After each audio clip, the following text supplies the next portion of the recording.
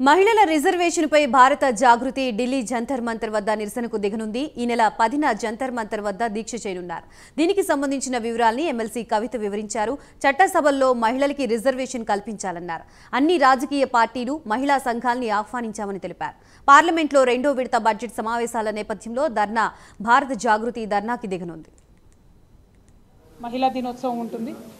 అంతర్జాతీయ మహిళా దినోత్సవం సందర్భంగా మరొక్క మారు భారతీయ జనతా పార్టీ 2014 మేనిఫెస్టోలో అదేవిధంగా 2019 మేనిఫెస్టోలో పెట్టినటువంటి మహిళా రిజర్వేషన్ బిల్ ఏదైతే వాళ్ళు పెట్టారో ఆ బిల్లును వాళ్ళు ఇప్పటికన్నా ఇంప్లిమెంట్ చేయాలి, పార్లమెంట్లో తీసుకొని రావాలి.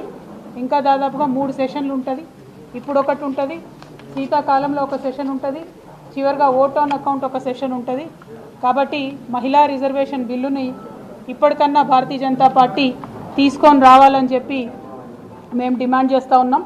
మీ అందరికీ తెలుసు, తెలంగాణ జాగృతి తెలంగాణ ఉద్యమ సందర్భంలో ఏ విధంగా పనిచేసిందో మీ అందరికీ కూడా అవగాహన ఉన్నది. ఎప్పుడైనా కూడా పొలిటికల్ యాక్టివిజంలో ముందున్నటువంటి సంస్థ తెలంగాణ జాగృతి. ఇవాళ తెలంగాణ జాగృతి భారతదేశ వ్యాప్తంగా కూడా పనిచేయాలనేటటువంటి ఆలోచనతోని భారత జాగృతిగా రూపొందిన విషయం కూడా మీ అందరికీ తెలుసు.